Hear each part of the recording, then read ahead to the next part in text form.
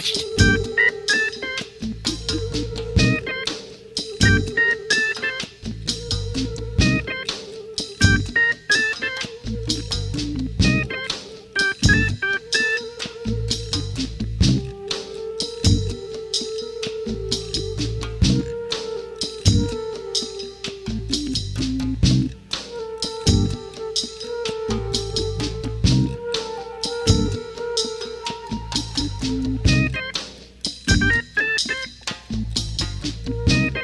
Squashed, squashed.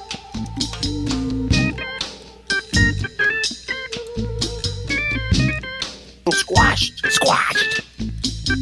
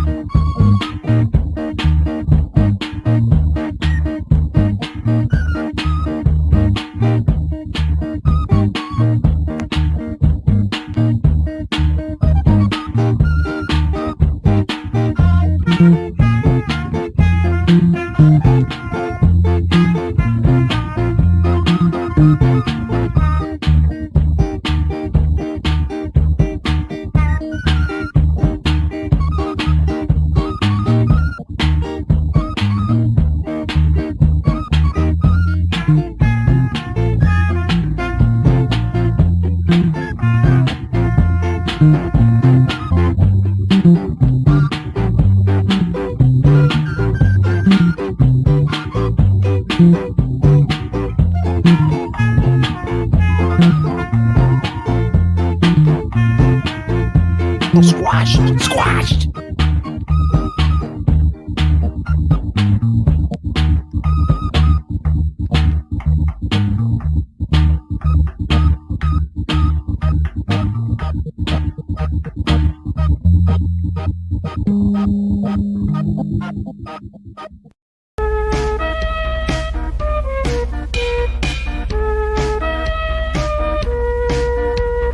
Some boys kiss me, some boys hug me. I think they're okay. If they don't give me proper credit, I just walk away. They can beg and they can plead, but they can't see the light. 'Cause the boy with the gold hard cash is always Mr.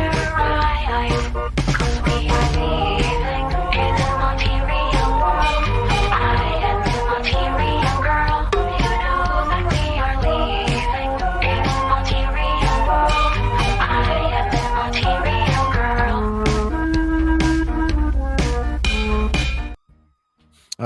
Chow, you know that song, everybody. It's another Ray Duh-Vito show. Yo, what's up? What's up? You said it was squashed. It's squashed. It's the Mud Shark. Joining me is a man with a PhD in Ray Duh-Vito. It's Dr. Chow. How are you?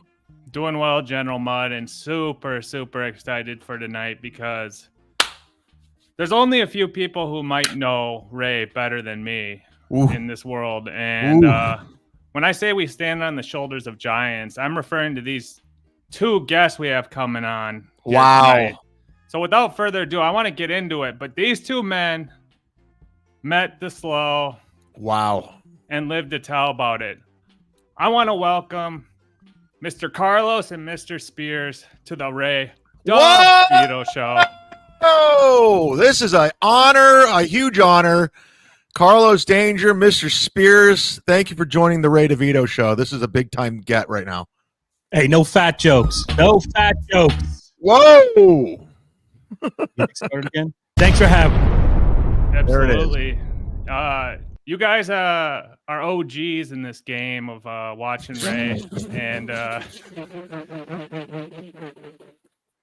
so I knew like if we could get you guys on, there'd be tons to talk about, and you have a breadth of knowledge when it comes to Ray and all things. So I want to talk about like kind of where he's at now, but also that fateful day in February 3rd, when it all went down, the quote unquote sleepover. So Leo Gunn. There's a lot Leo Gunn has to answer for. I'll just say that. yeah. Is he out there right now? He should be in the chat. Leo Gunn, if you're there, make yourself aware. So how do we know Spears over here, Mr. Chouts? Can you explain his background? Yeah, so Spears is Ozone's asking in the chat. I see Spears is the co-host of Insufferable Bastards. Excuse me. This was get it right, man.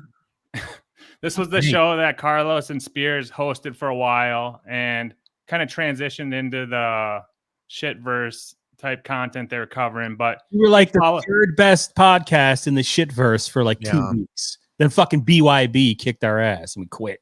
But he's an avid fan of all this. He is a ride or die Chad Zumock fan. So Spears, what else you got on top of that? You I don't chat. I don't know what a Discord is. I don't know what any of this technology stuff is. I just we would do movie reviews, and that kind of moved into this world. And it's really Carlos Danger took it. You know, he's the guy. He's the mouthpiece. I just Spears doesn't have 6,000 files of child porn anywhere. Yeah, like I'm just a normal guy that likes to listen to all this chaos makes me laugh. It's a great thing to work. I'm a makeup artist, so I sculpt and paint. So I just sit in the background and listen to all this stuff. Right. And I'm a huge fan of Chad's. That's awesome. Like Chad has always brought something to this. I mean, everyone watches Stuttering John in this world, but it's Chad. Chad's always brought something since the day he started. Oh man, that's so cool. Hey, listen, you don't have to like Chad. I mean, I don't know. Oh, plenty of people don't. That's good. I appreciate it. That's what I like about it. You'll fight back. You'll give it to everybody, and you don't choose a side. Everyone wants to be friends in this world. And I like that you're the Boba Fett or something like that. I'm the Boba Fett of the shitverse. Yeah, I don't partner up with anybody. I'm out there solo. I'm a lone gunman. Speaking of what Carlos said earlier, as you know, I fired ESO. He's no longer the producer, but shout out to my new producer, everybody.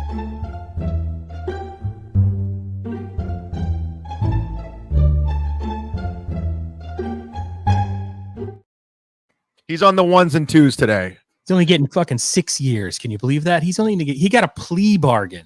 Wait, are you sir? ESO did? Yeah, that's all. He's only getting like 5-6 years because he pled. He took he's not going to trial. Unfortunately, if this doesn't tie into Ray working with ESO in some way, we got to move off of that because this is the Ray Duh-Vito show. Right. Yeah, it's a completely different show. We don't deal with anything else. I just wanted to give a shout out to the producer. Chow, sorry to railroad this project here. Go ahead. Well, and correct me if I'm wrong, Carlos, but you guys that go back a long time, as friends. Yeah. We grew up 2 houses from each other. We were born 2 weeks apart. We were born in the same fucking hospital. We're literally as close as brothers. Not lovers. And I'm the house that hosted. So that's what brings me into all of this. So, which by the way, Chad is not too far from where Chrissy's having her show in Mount Chrissy Mayer. Yeah. Okay. Wow. Where's the show? Let's get. I don't know where it is, but it's not too far from where I live. Okay. Outer part of New York. So yeah. For everyone who doesn't know, they were celebrating a 50th birthday party, and they were going to hang out, do a bro, like grill out and party type thing. Chow, before we jump into this, can I ask real quick, how did you guys meet Ray? Like, how did he come into your life, Carlos? Because you became an essential part of his life. You became a big part of his life. You were almost his big brother in a weird way. I was his Shmuel Buckman before Shmuel showed up. Yeah. So I learned a Ray through MLC. I mean, your era, the last, 3-4 years. Right. And I was fascinated by Ray when he first told that story about, staying in New York, not having heat where he was staying. It was like the dead of winter. And then talking about going to the gym and drying off with paper towels. I'm like, this guy's fucking great. I was just fascinated with everything about him, the way he was living. And I started watching his podcast. And in those days, it was like me and producer Bex. And that was it in the chat. And I saw he had a sponsor because in those days he was talking about Airy Jane, whatever the deodorant company was, the first version of that. And I just chatted. I was like, fucking Ray Duh-Vito has sponsors? What the fuck? And, he then texted me, or he messaged me through Twitter and asked me to be on the show. And I went on a show shortly thereafter with Husey. And around that time, I was going on like when Bedabbler, like we were doing Dabbleverse stuff around the same time as Bedabbler first launched his channel. Cardiff came around. So we were part of that world. I would go on their shows a lot and they would come on, or Cardiff would come on mine once in a while. So that's the quick history. So let me ask you this. At what point did you realize this guy's not going away? Well, I mean, I blame Jim Stansel. Like I didn't want to go on other people's podcasts. Just made me uncomfortable. I figured I would lose my job, say something untoward. But I heard Jim Stansel say once, never say no, never say no. And so every time Ray would ask, I would just say yes, and I would just do his show. And those, nobody was watching in the beginning. This was even before he was on the Shuley network. So I would just interview him, and I should state, I got no problem with Ray. I still like Ray. Everybody should support him in any way they can. I am sort of a contrarian point here. But after a while, it gets a little weird. It gets weird. Now, Spears, when did you come across Ray? How did it come on your radar? I only know him from watching Carlos do his show. I would I discovered all you guys from MLC, from Kevin's show. Yeah. And then basically I would just watch Ray, but I never liked Ray's show unless Carlos was on, because he brought like some structure to it. Yeah, same here. Yeah. And that was the thing. Like he wants to say he's not part of the Dabbleverse, but it's, his theme song's about the Dabbleverse, everything about him is Dabbleverse. And Carlos brought structure to the show. It just made it listenable. And it brought him out too. So it was like, and I'm watching my best bud on a show. So I just fell into that. I don't really watch Ray as much now because there's no show there. It's hard to find him. It's like he's running away. He doesn't say when he's, I have a hard time keeping up when the show. But even like Chad, you've gotten better over the years. Like when you start, like all you guys talked to the, to your audience. Like, but now you brought in clips, you brought in Chow, you're doing more of a show. Like Ray's show has not changed. Like, and I don't like, it's not a bad thing. No, it should never change. That's the thing, he brings so much. And I was really like, I think Ray's hilarious. I root for Ray. Ray's another guy you root for. I root for him to lose. Squashed. God, you're too close to it. I think you guys should do, Although one thing I'll say, like every time I went on Ray's show, it was like an entire summer. I would bring up Chad every single episode because I had nothing else. I'm not a comedian. I'm not a broadcaster. I'm a loser in my basement. And the only thing I had was to try to get Ray to badmouth you. So, and he would, in those days. Oh, yeah. It was during the pile-on. But so I was a part of that. So I don't really see this as what you're doing now, a show dedicated to Ray, as overly mean or anything like that. Because he did, and because I was there and I brought it up a lot, he did shit on you for a good 6 months. Well, it went on for longer than that, and that's why this was this whole show is because of his actions towards me. So I'm just glad it's become the juggernaut that it is. I mean, I think we're number 3 behind Joe Rogan. Is that true, Chow? Yeah, right up there. And it really, the impetus for the expansion of it was January 3rd, I think, when Ray struck your channel for no reason. That's right. Yeah. So then we started jumping on and doing it like once a month or once every other month. And then we decided, hey, let's just there's enough stuff to keep covering. So we started trying to put a little more into it. And here we are. So he's a singular guy. Ray Duh-Vito, the sorcerer, said it on Saturday Night MLC. There's only one Ray Duh-Vito, I love the fact that he's back in the fold on MLC. Yeah. I know you think otherwise, Chad, but that Saturday night show when he brought up shit he wasn't supposed to bring up because he was just getting frustrated. That's fucking Ray DeVito, ladies and gentlemen. Well, Carlos, you know what you call that? Another win for the slow. He's back in, baby. He got Kevin Brennan on payroll now, or Kevin Brennan's got him on payroll. So, Chow, get into it. The sleepover, it was a legendary sleepover. This is where everything went wrong, right? Yeah. I want to touch on the MLC quick because Carlos brought it up, but we'll get into the sleepover. I brought this up last week, but don't you think Sheckler's to credit for Ray getting back on MLC? Because his first appearance back was after History of Women Part 2 came out, and Kevin was so blown away by it, he sent him the link. He felt sorry for him. He did, yeah. And ever since, he's been reoccurring again. So Wow, really, he owes Sheckler. But yeah, fuck. Yeah, so I think that was a very pivotal time for him to get back on the show, which I thought was crazy. But before we jump into that February 3rd night. Hey, wait, before we jump into this, let's shout out to Franklin Sheckler, who's here right now. Question for Laundry. Before you broke up with the Cleveland Slow, would he send shirtless selfies? Or does he only Teamster Tim get those? Brennan was mighty jealous. He didn't get sent any. Boy, did I fuck that up. Who was that question addressed to? I can't. No, Ray never sent me any shirtless selfies. There was nothing homoerotic really at all. I mean, other than him asking, he wanted to buy me steak. He would say that over and over again, which eventually led to the sleepover. So no, Franklin. Wow. Okay, there you go. So go ahead, Shaw. I'm sorry. Yeah, so you kind of touched on it already. You guys like seeing him back on MLC. Any of these antics that stick out lately that you've been keyed in on, like the whole Jim Gaffigan Mafia hit with Jake Hudson, or wow, yeah, that's a big one. Franklin Sheckler beef. Like, what is there anything that you guys are seeing that you're enjoying or not liking so much? Spears, you want to tackle that? I don't think he's as relaxed yet, except for this Friday or this Saturday night was the first time I felt Ray was sort of back a little bit. He seems a little depressed, because he won't answer anything into the Dabbleverse. I think he's still scared of Kevin. I think he's got it's all in his head. Listen, again, Chad, to use you as an example, when you came back with Brennan, you just came right back in. Nothing, hey, let the past be the past. Ray's not doing that. He's still thinking the past. He's still got whatever happened. Kevin forgot about it already. You know what I mean? Kevin's moved on. You're back on. You're in the rotation. Shut up and do the show.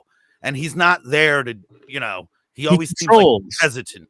Ray is very much because anytime somebody brings up the name Franklin Sheckler, it's like someone shoved a hot poker up his ass the way he freezes up.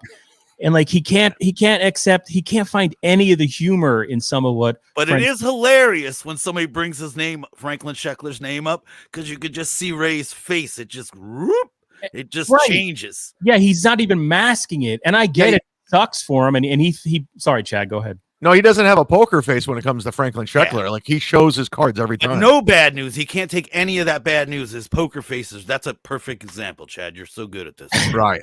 Jesus Christ, you guys are gonna get married. But I'll say, well, it's sleepover related. Yeah, I mean, come on, we're all part of NAMBLA, I guess. I told Ray, don't strike Franklin Sheckler's channel when Franklin was just doing videos with B-roll of people being bored at Ray's show and putting in sounds of glasses clanking. I was like, Ray, it's a review.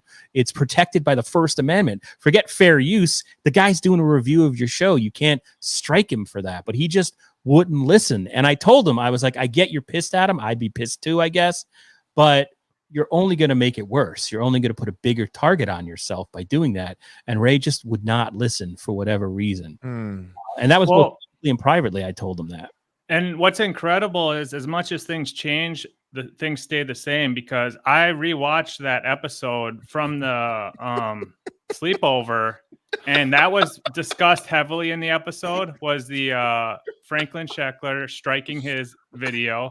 And Ray gave explicit permission to Sheckler. You can clip any of my podcasts, just don't clip my stand-up, is what he told him.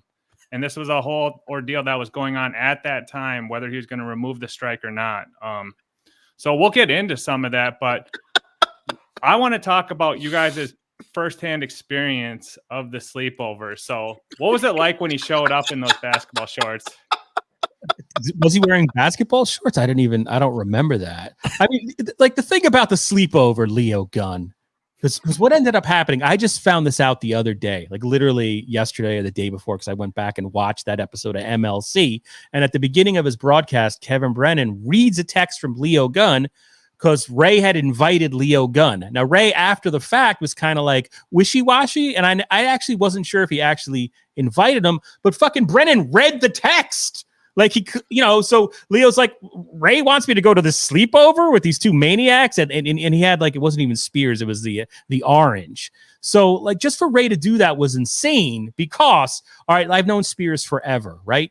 So we don't live near each other anymore, but we grew up 2 houses away. We're like brothers. So once You're a year, born in the same fucking hospital. right? Yeah, we go up. We go. 150 pounds ago, we would go quadding. We would go fucking upstate New York. We put a roof on his brother's house. We would get together and do shit. And that was the spirit of this. We said like, hey Ray, you've been inviting me forever to go get a steak and blah blah blah. You want me to come to New York City? I'm not going to New York City to see a comedy show. I'm too fucking old and fat for that. But I was like, hey, I'm going to my buddy's house on a Saturday night. We're gonna get hammered and we're gonna watch MLC.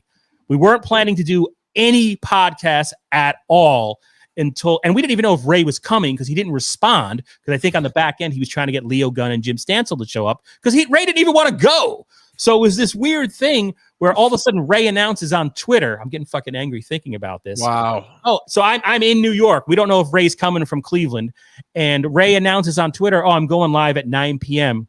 at Carlos Danger, which, I mean, we had no plans for that. So what was your question there? I'm just setting all that up. I've never seen you like this. This is unbelievable. Yeah, and I kind of have an idea of some of this stuff. Vetoed, motherfuckers. Yeah, so also a little bit behind the curtain, like breaking the fourth wall, as Ray would say.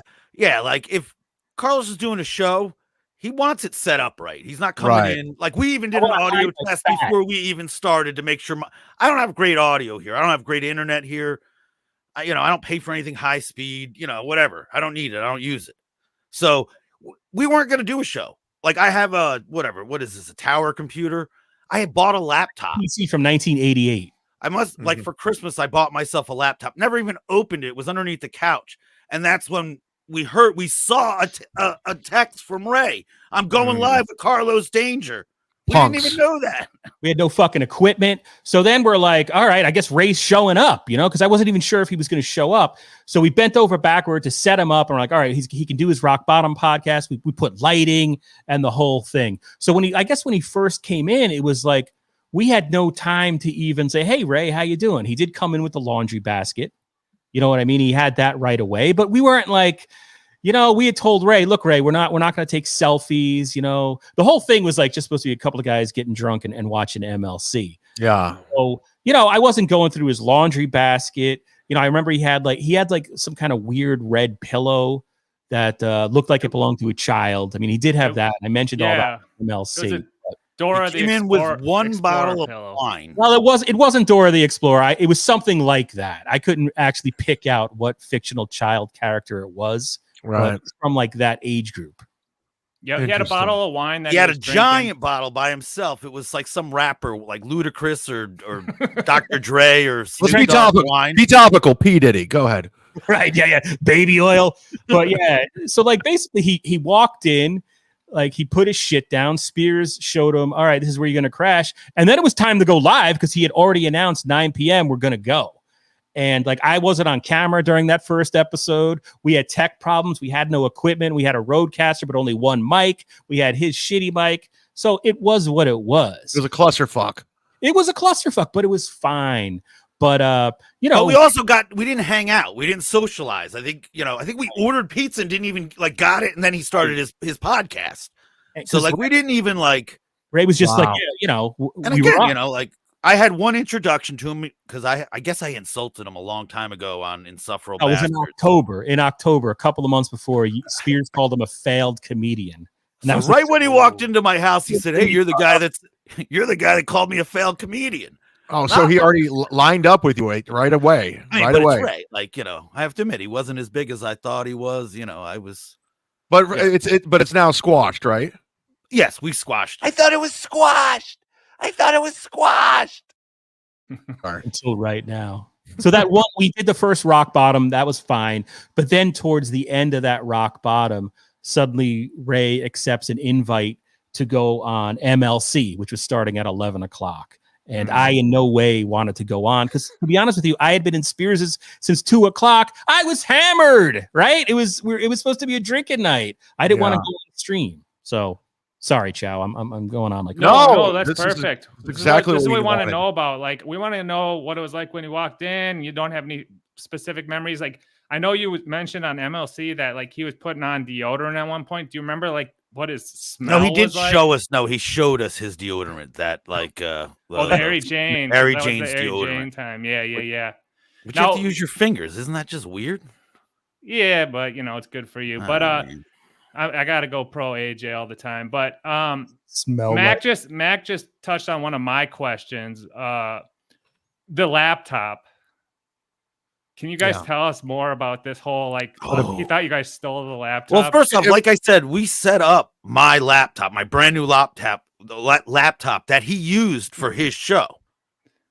So he used that one. All that. But then the minute KB sent him, like, this is what I can say, that anxiety that you see Ray on the show, it happened to us live in person. Really? He had like a mini panic attack because he couldn't find his laptop. Wow. Well, because he got into his head, he needed to go on MLC because Kevin was beckoning him. So instead of saying like, hey guys, I'm going to go on MLC, he had already promised Kevin that I was going to come on. And then he got it into his head. The only way he could accept the invite from Kevin was to track down his laptop. So he took apart like the XLR mic, the Rodecaster we had, and he literally ripped everything out that we had set up. He started looking for his laptop. Now, like he got there and we were immediately podcasting, and he started to say like, oh, where's my laptop? Guys, where's my laptop? Where's my laptop? And he starts looking at us. And when Felicia said that Ray had that incident in a comedy club where he was looking for his phone, I 100% believed. And he kind of like, because he was clearly insinuating that maybe we were playing a prank on him. Maybe we stole his laptop. And I hadn't moved my fat ass from the seat I was in. I'm looking at him, I'm like, what the fuck? But he was just so animated and so freaked out by the fact that Kevin wanted him on the show and Kevin was waiting for him.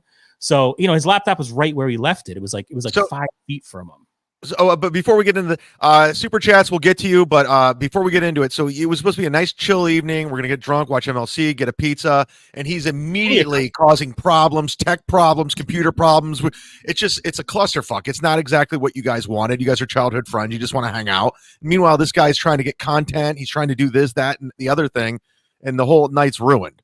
It was like having like that. There was that chimpanzee show that was just on HBO. He was like a wild chimp. You know what I mean? He's dressed in human You clothes. saw that scene in Nope, right? Where the chimp attacks everything.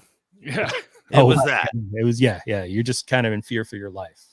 Well, and you guys did like an hour 50 on Rock Bottom. Then like he did another like 2 hours on MLC.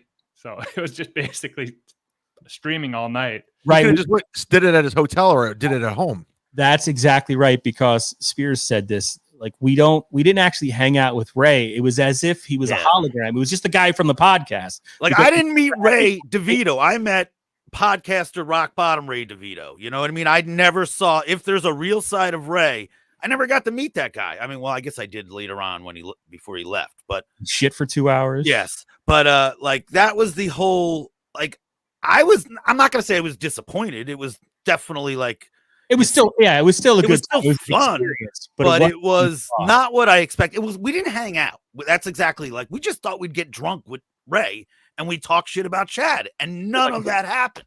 Right. So like, well, what is Mark Norman a fucking idiot? What's Mark Norman, right? And Ray would not. Yeah, I heard Mark Norman's a nice guy. He's got according to Ray. He's a good guy. I mean, he knows Jim Gaffigan. Oh, yes, he does. He'll let you know, too. He's a sponsor of the show with his whiskey. Chow, what else do you got over there? I mean, we can get into the episode, but before we do, I just have a couple questions about that next morning. So Ray sleeps all day. Like that? Well, because I had heard the story about him, plugging up the toilet or something. No. What? All right. Here's Yeah, what happened. Spears, yeah. Everyone made this whole weekend out like we had this huge sleepover and it's Yo, so gun. weird. Listen, we're adult males. Carlos got up at like 6 a.m. We had a cup of coffee and he was gone. He left. Then I had Ray not all day, but I was on Ray's time. Lawn. My fat ass had to go mow my lawn. The same way he came in and took over. Well, even in the morning, like I was working on something, so I would just took it. I was in the back. He wasn't interrupting me. But the guy slept. Like you would think you're at a stranger's house. Chad, when you stayed at Ray Duh-Vito's house the next morning, you got the hell out of there. You didn't like hang out and have breakfast, or we didn't even have breakfast with Ray, because Ray got up. I want to say around noon. Asked if he could take a shit, which I thought was weird. Like, just go in the bathroom. Don't tell me you're taking a shit. I wonder what he would have done if you had said no. Well, then I thought, like, if I was a comedian, I would have said no, but I'm just a normal guy. I was like, yeah, go take a shit. It was 20 minutes. It didn't clog any toilet. But again, so after a shit, was it like this? Your boy didn't do too bad, did he?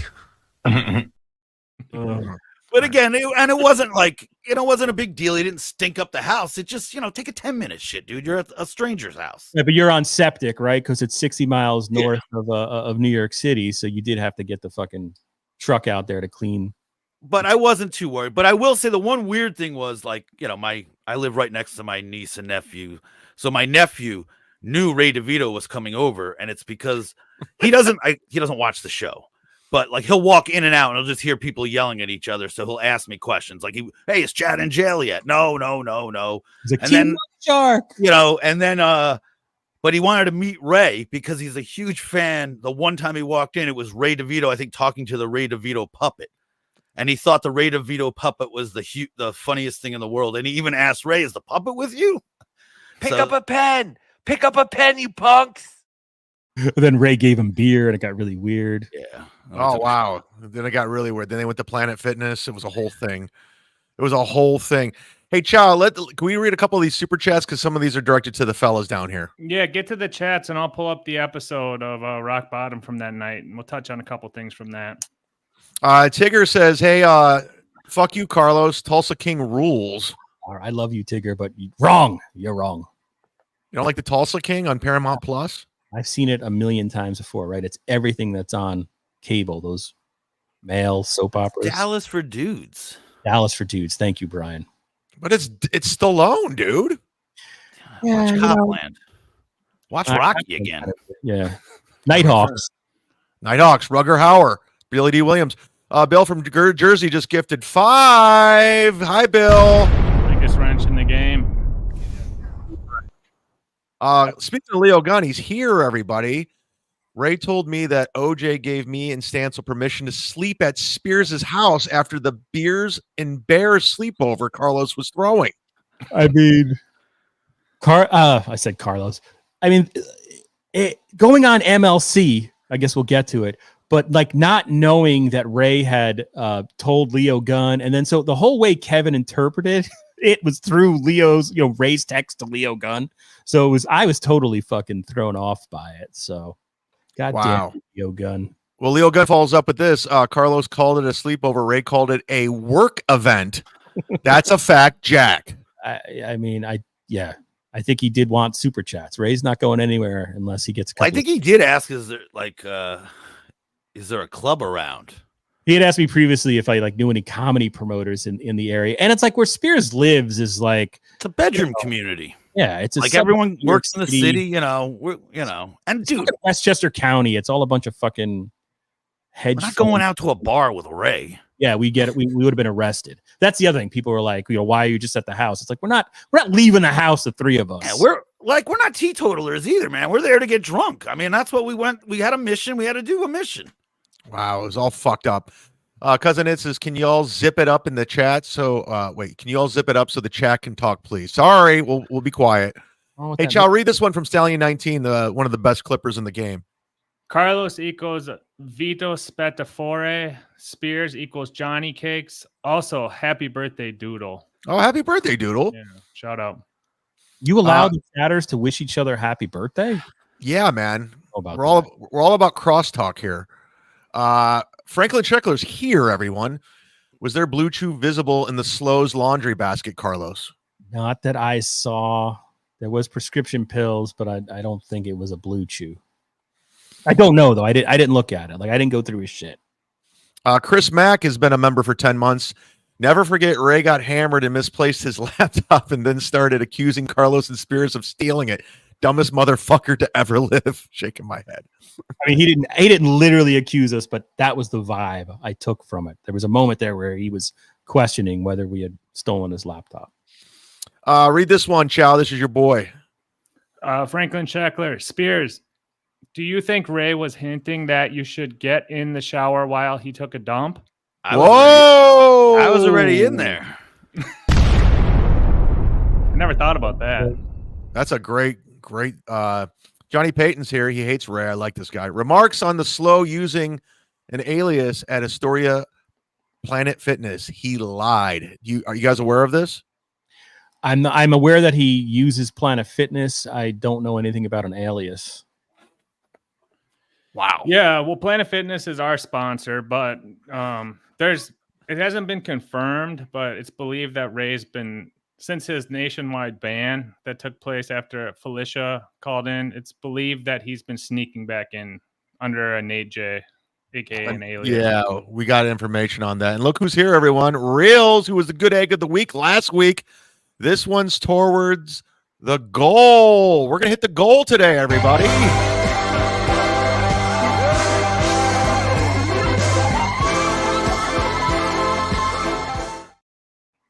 Footage from the sleepover. That was from the sleepover. That was, I didn't know what you guys had. Creed at your sleepover. What will Ray's total income be in 2024? 15,000. I'm worried. I don't know. That's a good question.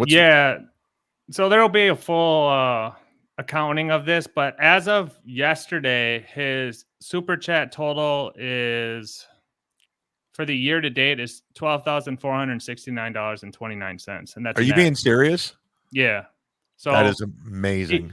He's flirting with that. I think the federal poverty line is $15,060. So that's something we could keep an eye on to see if he's gonna surpass that. But this is just super chats. That doesn't count gifted memberships, Patreon, and then any of his other forms of income. That's just stuff on YouTube. Sorry, Chad. Go ahead. No, go ahead. No, go. You're the guest. I was going to ask, Chow, did you see on, I think it was his most recent show with Shmuel, I think Leo Gunn offered to pay him $10,000 combined with the $10,000 that Borgo had offered to get a real job, quit comedy for a little bit. And Ray's response, if I remember correctly, he was like, wow, $20,000 isn't a lot. But it's like, Ray, that's free money that you can get top of any other income you have. His response to that was so odd. Yeah, I have that in my notes at 2817. Ray scoffs at 20,000. So yeah, he said it wasn't a lot of money, and such an odd response. It was. Mr. Blue Sky wants us to keep it down. He's trying to sleep. You guys mind just being a little bit quieter while we're podcasting? I do. And Colt C says, "Happy birthday, Doodle, yo." All right, that's very nice, you Colt. Good for you. All right. We got through it, so let's pull this one up. This is from. Okay, explain this, Chow. Yeah, this is from the fateful night of the party or the sleepover, or whatever you want to call it. And I just got some timestamps to kind of give you a feeling of what was going on in the shit verse or in the Ray verse at that time. But this first one kind of touches on. This is when you were promoting the ClevelandMissingPersons.org website. Do you remember that, Carlos? No. All right. Well, let's watch this one to kick it off. All right. You go to right now, ClevelandMissing.org. You can track anyone who's been missing, either adults or children. As Ray takes a nervous sip. Yeah, Ray is not happy. Ray is pissed off. I wish I had the energy to kidnap people. Jesus. Kidnap kids, leave them under the bridge. Let's try to play it off. Oh, Ray took it off. I just realized. Ray, God damn it. No, I didn't take it off. So Ray rolls with it and riffs with it. One thing I've noticed with Ray is he doesn't really get too upset about the I-80 stuff. And the I-80 stuff was a big theme at this point. And this was fresh off the split or rift between him and Ari Jane. So those are two themes that get brought up a lot on this show. But yeah, I just wanted to play that. I'm trying to give an idea of what was going on at that time, basically. Okay. Yeah, you're painting a picture, if you will. Also with Ari Jane being like a topic of conversation at that time. Yeah, that was a huge topic of conversation. That morning, B. Dabbler did a show called Ray Duh-Vito Lies and Joey C. Almost Dies. So if you remember, Joey C. had some health scare and Ray was lying about something. But very interesting to go back and watch this because Ray says in this one, or the Cardiff, the potato guy, says that Ray was weighing people, and you know how he's like really into like women's weight. So they're talking about how he weighed Cardiff and he was weighing Ari at the Detroit event. So we'll play a little bit of it just to get an idea of what was going on. Does he travel with some type of scale, like a doctor's scale? How was he In the weighing? laundry basket. You didn't see it? Yeah, he probably has a scale in there because it's just like something he's really into is like how much do women weigh, and Yeah. I think they're inferring that it's for like some type of like drug that he gives them. Not just he's just trying to do field research. No way. Ray can't be the smartest criminal and the biggest moron. He can't be both. But at the sleepover, he did comment a lot about I was tall. He's like, he's not fat. He's really tall. And I'm 5'10", Ray. I'm not tall. But yeah, has an obsession. He did say that a bunch, that you're like 6'2" and you're built a certain way and you're not fat. I don't know, but you know how he gets, like, first he's a huge fattest, and then for two, he's really into like women's weights, like with Felicia and all that type of stuff. So yeah, that's a huge thing. Used to call Chad fat all the time. Yeah, he did, but that's his only comeback to anyone is how fat they are, or if they're fat, or like it's his running hack. Like that's like it's his only jokes he does. His only insults, I should say. Like you. Like those insults. Like he really does that. Well, with Quadfather, he always talks about I can't walk. All right, well, that's his other one, but that's the easy thing to say. Yeah. When I was splitting time between LA and New York, and I was living with Gino at the time, and I remember I met up with Ray in Astoria, and I had not seen Ray in a long time. And I think we were grabbing a beer at Uno, his go-to. And I walked in and he looks at me. He's like, man, you put on the pounds. That was the very first thing he said to me. I remember that. Yeah. What the fuck? It's obsessed. Did him and Gino, was there ever a time where him and Gino got along? I think it was, yeah, because it was always in like ships passing. We were in a comedy club. Hey, how you doing? It was never like a thing. And then, Ray fucked. The thing that ruined Ray were podcasting. Like Ray, when Ray was just doing comedy and we just see him every now and then, he was fine. Like if you ran into Ray twice a year, he's fine. But when you start seeing him every day streaming, that's when it became an issue. It ruined him. And you're talking about after like the Keith and the Girl era when he would go on there a lot. You're talking about like the rock bottom. Yeah. In his apartment. Okay, gotcha. When COVID and the streaming and when he's going live every night, punks, that's when it became a problem. And you got to think, even with Keith and the Girl, like he was on it like 50 times, but that was over like 15 years, and he was the most frequent guest. So that's still like a couple times a year at most. Well, I have this theory, Chow, and I don't know, I could be wrong, and I'm sorry to hijack the show, but I think part of Ray's problem was that like he came along, that Keith and the Girl era, like what was the biggest podcast on the planet at that point? It was Maron, right? Mark Maron was the biggest, bigger than Rogan at one point. And Maron's whole thing was, these comedians go on the show and it's all sort of psychotherapy, And I think Ray was part, and I think Keith and the Girls like that to a certain extent, right? In their heyday, it was all like in touch with your feelings. It was all kind of psychobabble, I think, a little bit. It wasn't definitely insulting each other. And that's when Ray started revealing all that shit about his family and all that has now come back to bite him in the ass. To haunt him, to haunt his life. I thought about that when I was taking a shit today. I don't know if it's true or not. I think there's some of that. The theme of it, he was your kid in the shower? They were a very like progressive, like woke early on, like and when that was really trendy back then. Of like, So it's was, Brooklyn. Okay. yeah, Kemda was dating a female who turned into a man, and that was like unheard of back then. And that was one of the things, and so it was one of the kind of the vibe of the show. So All I right, think so I'm Ray not kind of completely leaned wrong. into it. Yeah, exactly. But if you listen to some of those, it eventually turns in like he's kind of like the punching bag for because him and Keith were drinking buddies, and then Keith quit drinking basically. So that's kind of why he quit coming on the show. But he was always like Kemda always treated him like something was off. And Keith kind of knew too. He was kind of like their lol cow, or I know Chad hates that word, but whatever you want to call it. You can use it. You could use whatever you want. You're a grown Anyway, man. so yeah, it came out after that where somehow he jumped from that to MLC first, and I guess Chad is Chad, to that. Bob Yeah. Bigstaff. Yeah, because I remember distinctively how it went down. He was doing a show at Caroline's. They used to do a Tuesday night showcase where you could headline, and basically it's who you can bring in, and it was called the Tuesday night showcase. He's like, "Hey, you think you could get me on Brennan's show?" He's like, "I got this big show at Caroline's," and I asked Kevin, and he brought him on Burning Bridges, and then it was the biggest mistake of my life. Yeah. So, I mean, we can listen to this where they're talking about weighing victims. Bed. I'm not. There's nothing. I'm just going to bed.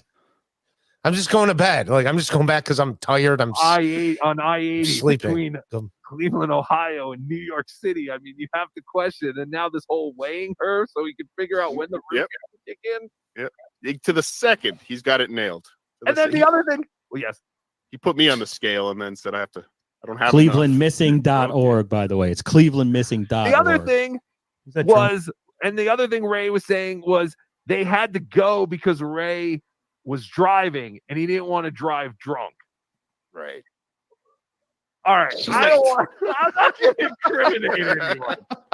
But I will say the night before the show, we were all hanging out at the bar. Yes. Ari Jane was not there yet. And that concern was none of Ray's driving home drunk. I had 4 beers. So he was about to say he had 4 beers. This is a 4 beer story. Is a reoccurring one for Ray. With the hotel room where he dirtied up the sheets, or for the with Keanu. Oh, right. To pretend like he was in the bed. That was a 4 beer night. So I don't know. That just gives a little more context. I will point out, like when we had Ray and he drank an entire bottle of wine in like 5 minutes and then started it on our beer. We held him down. He's not going anywhere. So. Oh, you didn't let him behind the wheel. That's good. That's good. Right. Hey, Yeah. I'm getting word that OJ wants to come on. I don't have any contact with him. I don't know, Carlos, so you seem to be friends with him. And there's another special guest that might pop in. If somebody gets I don't know how to get a hold of any of them. Well, the whatever link that I sent or Chow sent, just send it. I can send it to OJ. A lot of people want to weigh in on this. This is hot stuff. Oh, shit. A lot of people have an opinion. Another person wants to come on. They're chomping at the bit. They're frustrated. They need to get their voice heard. And I get it. JG's one of them. Return of Ray's leaking in the hallways had me rolling. That was great. Coincidentally, that gets brought up in this night as well in a later clip. But one of the things that was great about this night was the camera you guys had set up, because it was zoomed out on Ray. And as you can see here, we catch Ray reaching in his basketball shorts and scratching his balls like 3 or 4 times on camera during this episode. You see it right there where you want me to play it? Yeah, I want to see him scratch his balls. All right, so keep an eye on him. Time to pick up that phone. Exactly. I'm like, how can you not pick up a phone if you're waiting for him to wake up from a coma? That's all. Like, you can hang. If he wakes up, you can hang up with me. You can be like, you can hang up. You can't be like, I can't talk. I'm waiting for him to wait. Like everyone's like, shh. The more silent we are. So disgusting. Yeah, hey, I and had Julie on at one point, and Shuli was doing the same thing. I had the camera at the wrong angle instead of interrupting him and telling him that, like, hey, that could be seen. So shit happens. Yeah, but this is what was great about this is because I had always seen him like kind of put his arm down and start shaking his shoulder and then like rub his nose. And that in that scenario, now that the camera zoomed out, you can see he's constantly doing this. Like when he's streaming, he's like rubbing and rubbing on his own. Self-soothing, the sorcerer. Yeah, exactly. So this is one of several instances of him doing it. And he actually starts getting called out by you and OJ and Quadfather throughout the episode. So I have 46-45 more balls. No memory of that. There's a reason why you have a PhD in Ray DeVito. This is amazing. I sent your hands out of there, man. Jesus, that's against the TOS, Ray. Oh. You put your hands in your pants. That's suggestive. Suggestive. This ain't Keith and the girl. By the way, they're doing their marathon. So did you notice him doing this all the time off camera as well? I guess he was on camera the whole time he was there, basically. I mean, I'll be honest with you. It wasn't. I'm not looking at another man's balls, but it wasn't. If he was, I didn't notice. I mean, the thing afterward, he just wanted to watch Dirty Work with Norm Macdonald. He was obsessed with Dirty Work. Good movie. I'm not coming on. What'd you say? That's a great movie. Well, that's We should get together. It's no Tulsa King. All right.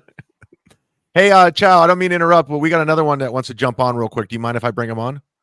Yeah, go for it. He wants to weigh in on this, and you might not recognize him because he has a new haircut. Hey! Holy shit! What's up, guys? Legend. What's up, King? How are You you? hear me? Yeah. Look at your hair, man. You look good. You want to fuck me, Chad? No, what am I, Ray? Raging Bull. So, what do you want to weigh in on this? I mean, you're I guess one of Ray's caretakers at this point. What do you want to know? I mean, you're the one who was telling me you bought him a new Houston Astros hat that he's been wearing with the stickers on them. Right. The Houston Astros hat came from a guy I work with.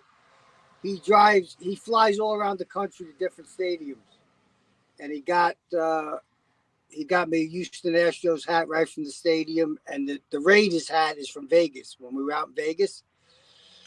So when I cut my hair, the hats didn't fit anymore. They were fitted hats, so they fit on his fucking noggin, not mine. Nice, man. Well, you're like the Babe Ruth of Ray DeVito sleepovers, so you probably have a lot to weigh in on from watching this. What memories do you have from all the many times he's been at your place? I would say like the second or third time he came in, me, him, and my two sons, we formed the Human Centipede. Whoa. It was amazing, man. Amazing. So you think that was doubled up on over at the cabin? Yeah, I mean, Ray's not that attracted to me, so you know what I mean? He likes Carlos and he's into Stancil and them guys, but he's not attracted to me.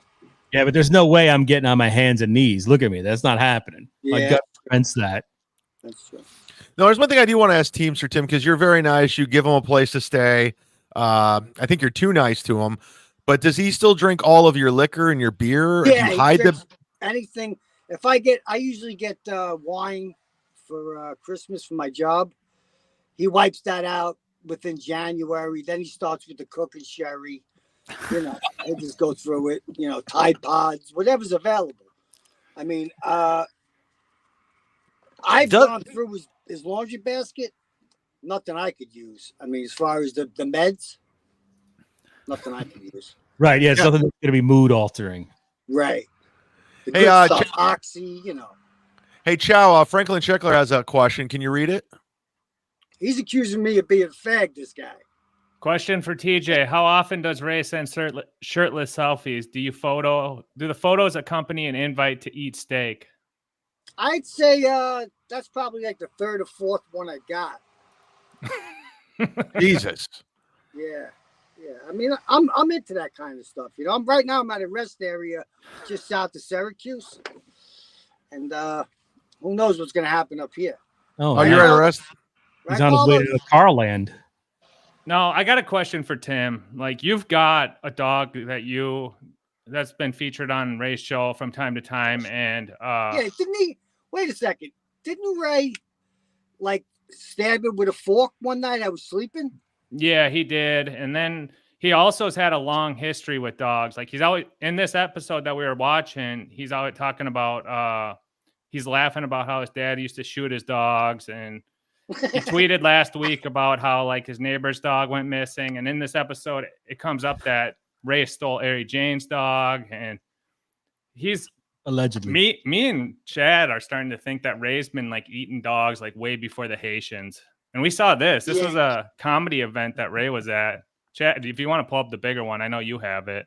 Yeah, this is going on in Springfield. It's a big thing right now.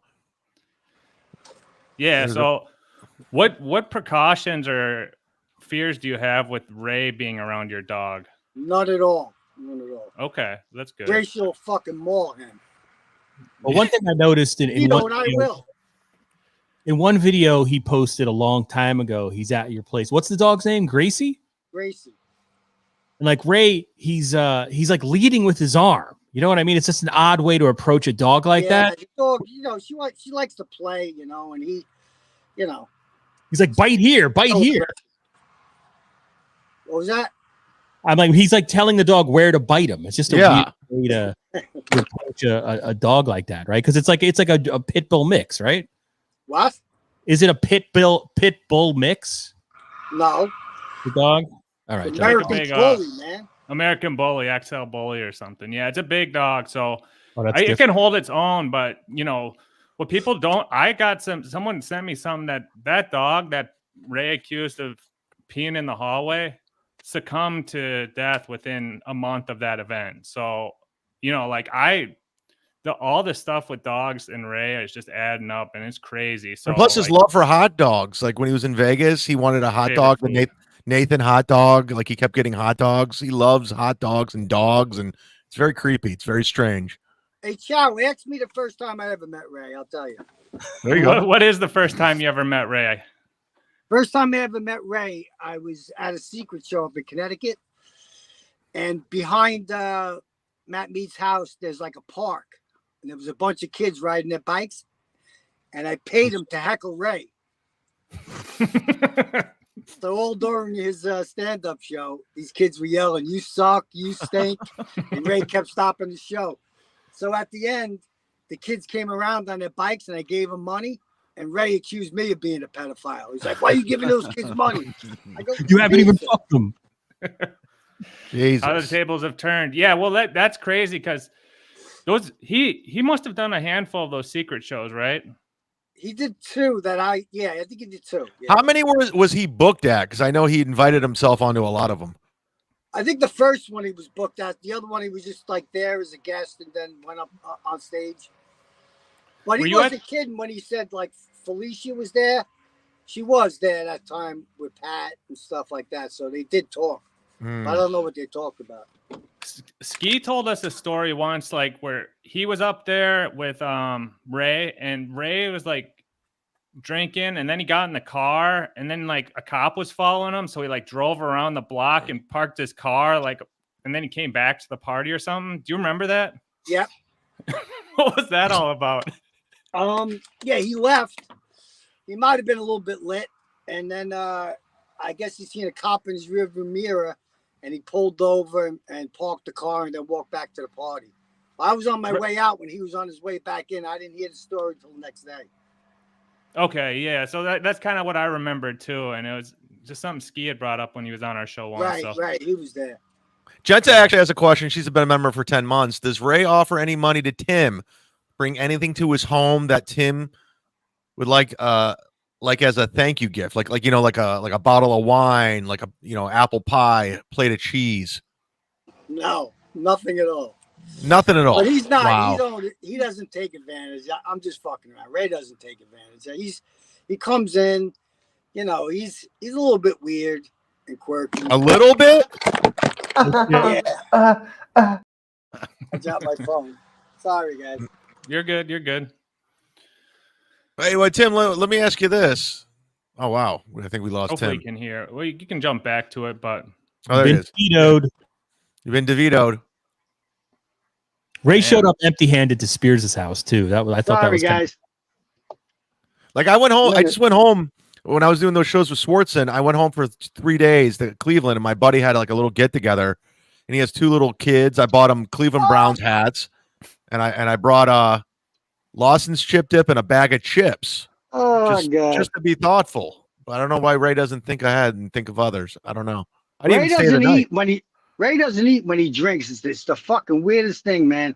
Like every time we go to a restaurant or something, he'll get the shit to go, man. Like we'll sit there drinking, and then let's get like the last time was me, him, and Leo Gunn. We had a pizza and stuff, and like he doesn't eat when he drinks. It's fucking weird, man. Huh. have you ever Yeah. seen him eat anything besides pizza and hot dogs? Yeah, my asshole. Nah, I haven't. I actually haven't. Well, Teamster Tim, we appreciate you jumping on real quick. You're welcome. But more importantly, what do you think of everyone saying the fact that you're always helping Ray out, that you're an actually Dick Rider! Dick Rider! Dick Rider! Dick Rider! those are the rumors. Yeah, I know. Vlad Malik, he informed me last weekend. Yeah. Like I wasn't having a bad enough week. I had to hear that. Well, Tim, do you have anything you want to plug? Because Carlos has a curfew. He has a heart out. Yeah, he has a heart out. He has to get up. Nah, I got nothing to plug. All right, Tim. Teamster All right, Tim, guys. everybody. Thanks for Later, coming guys. on. Later. Thanks, G. There he goes. He's got a big heart. Got to give Big him that. heart of gold. decent guy, a Mhm. stand-up decent guy. Ladies and gentlemen, please welcome celebrity super chatter Kevin Brennan.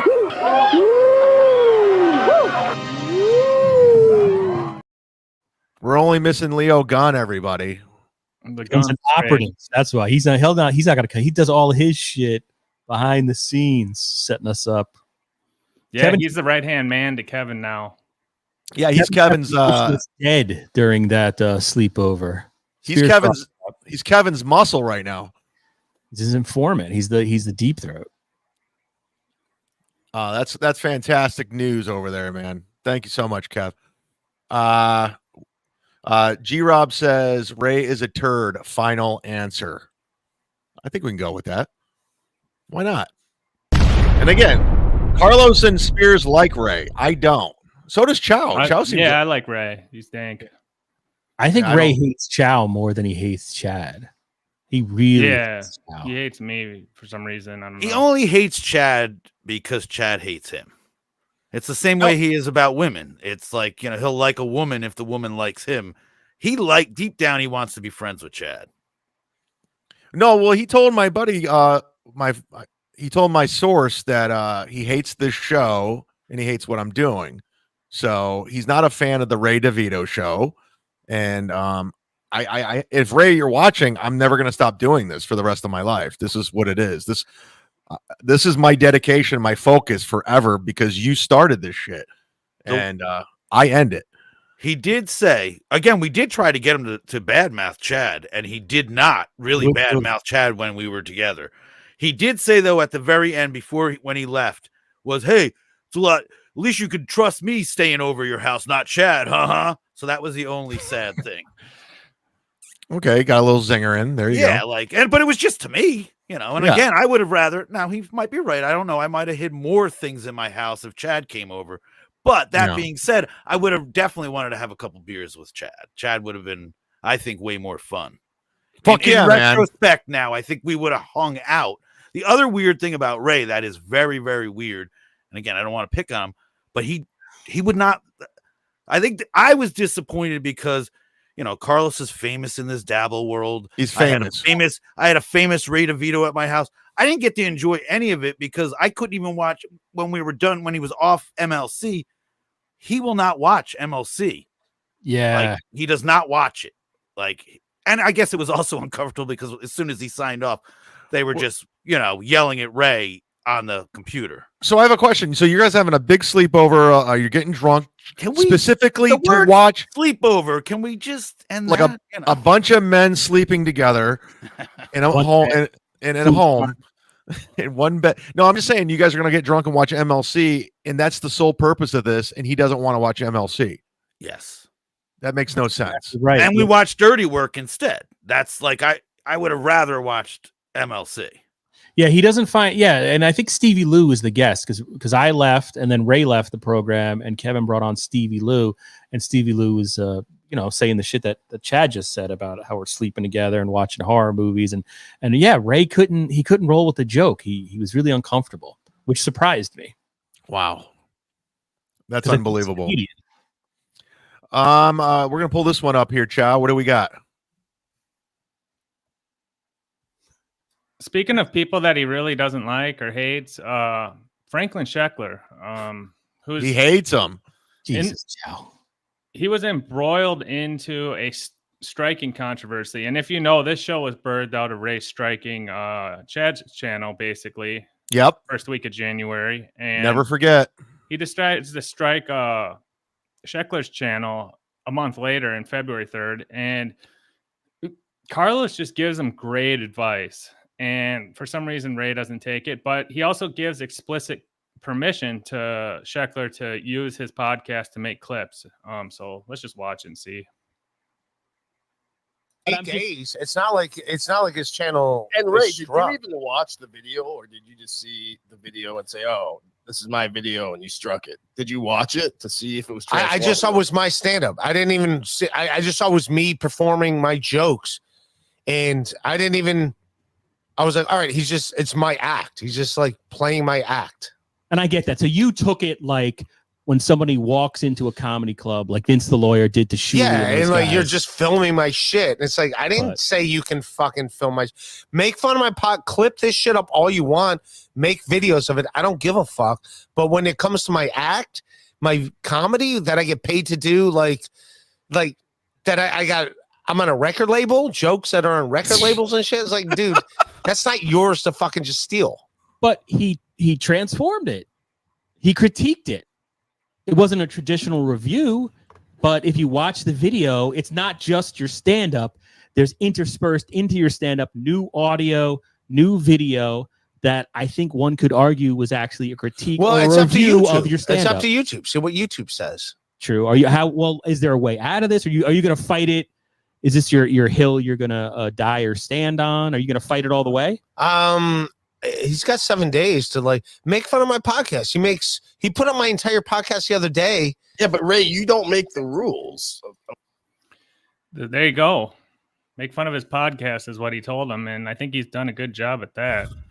He's done a great job. He's made it his mission to make fun of his podcast. Carlos, what was I think your advice was pretty good at that point, right?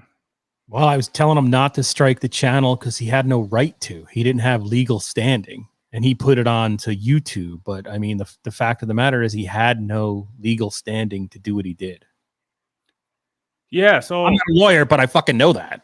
Yeah, and you and me have talked before. Who do you think like is advising Ray? Because I always looked at you as like his consigliere or advisor going back to last year, like in that bulk of that summertime when he was doing different things. You know, of course, you got him, quote unquote, to resign from Shuli. I think I have a good idea. Yeah, I really have no idea who. I know OJ talks to him, like him and OJ are friends. They both live in Cleveland. But as far as I know, like OJ doesn't give Ray advice about anything because he's like, he don't listen. So I'm not going to waste my breath. We hang out, we have a good time, whatever. We'll go to comedy or fucking whatever those guys do. So it's not OJ, I'm trying to say. So I really have no idea.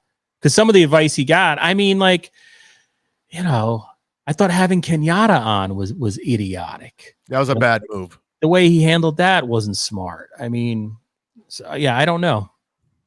Well, it's interesting because he always defers responsibility. Like somebody in this else. in this episode, he says when he's referencing the Detroit, because that was fresh. They were talking. It wasn't fresh for Detroit, but the Mary Jane thing had blown up.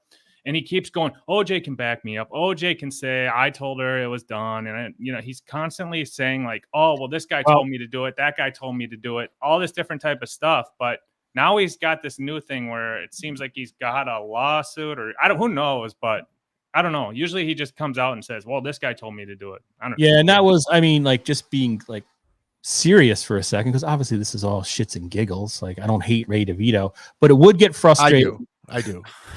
He would call me, and I'm a nobody in my basement. I'm a shitty small town journalist, and he would ask me essentially showbiz career advice for whatever level of showbiz he's at. And so I would try to, just impart my wisdom from somebody who's had a job for fucking 30 years.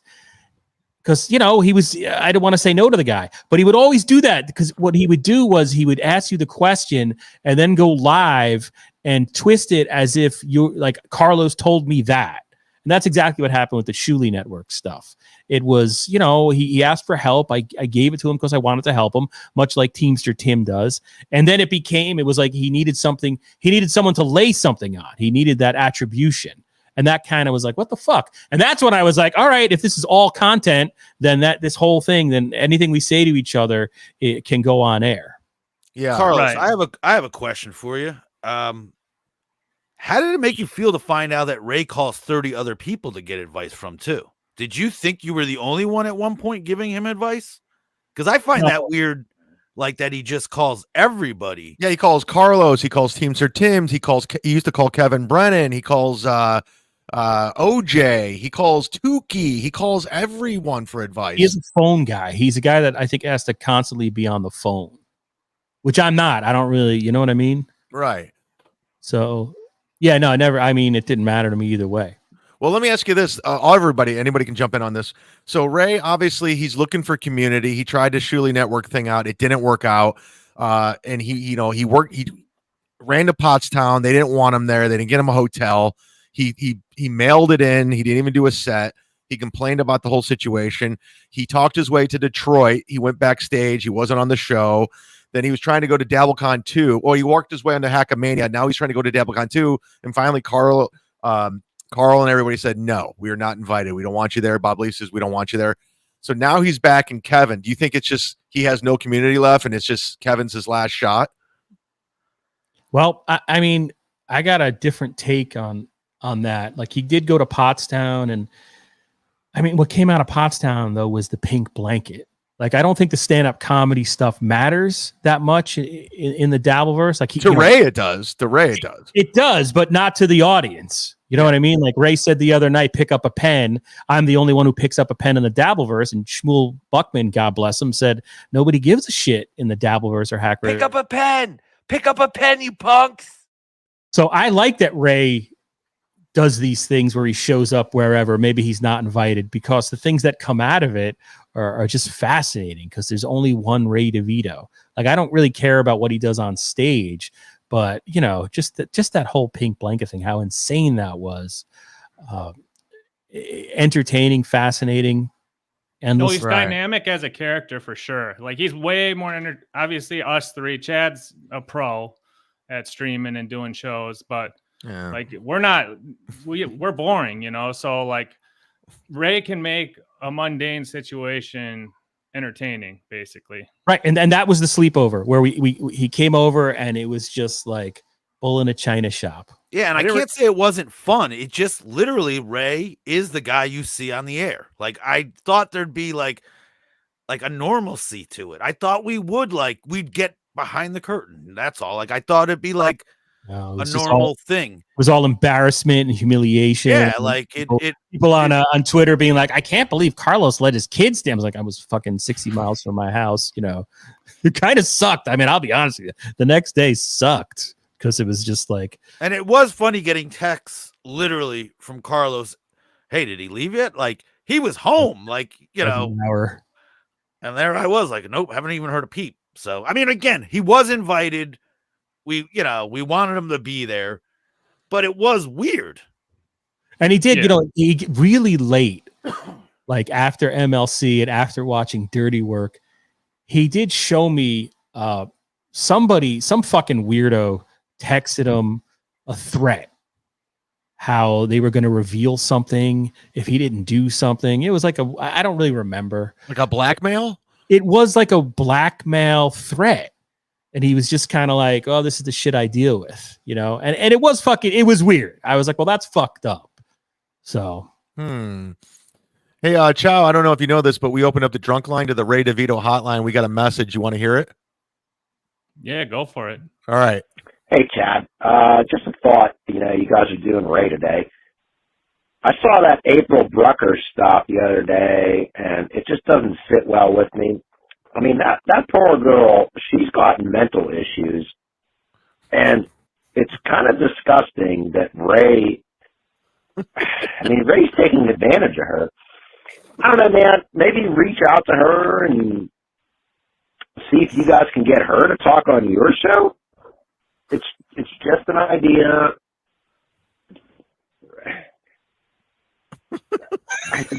That girl just, it doesn't sit well. Like she probably has mental problems. Maybe don't do that, but maybe just point it out. I don't know, man. I hope you have a great show. We'll talk to you later. What do you think of that, Chow? Yeah, no, I know April, and I've had her on Mir Musk a while back. Long interview with her, and I guess I'll break the fourth wall. She will be coming on. She was thinking about coming on tonight, but she'll be coming on next week with for a little bit. So we'll save a lot of the April Brucker episode stuff to break down with her. But yeah, she's got an interesting past with Duh-Vito, and I think under the right circumstances, she's a performer. Ray didn't know how to jive with the doll and run an interview. He just kept 8 to 10 times during the show. He just kept going, "Your doll got assaulted. Did it get stabbed?" And just kept like talking about the dolls getting stabbed, and he brought it up on the Shmuel Buckman thing too. So I don't know it was weird, but that first time she was on, that's an all-time great rock bottom, because Ray was so strangely angry at the fact she was a puppeteer, and he just kept talking about how only ugly girls are puppeteers. Like, I don't know where he said that like 100 times on that episode. I would love, hey, if you guys have her on, hell yeah.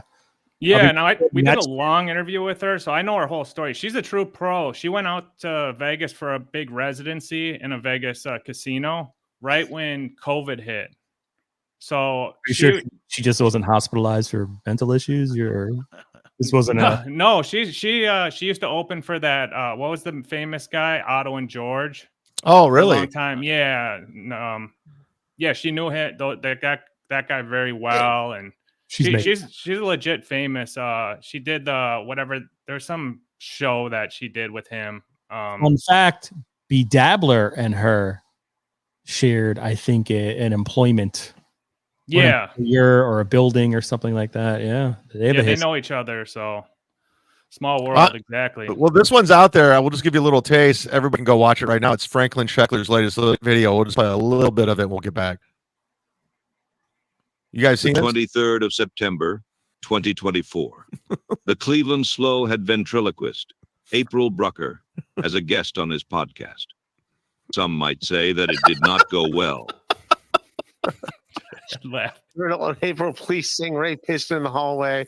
Ray Duh-Vito. Okay, all right. Dwayne Newton's here to sing his single. All right. April's song is based on the Slow's 2021 urination incident. Raymond's niece discovered he had pissed on the floor, and when confronted by his sister, the Slow tried to blame the dog. An argument ensued when Raymond refused to take responsibility. He still holds a grudge against his sister and niece to this day. Well, howdy, Ray.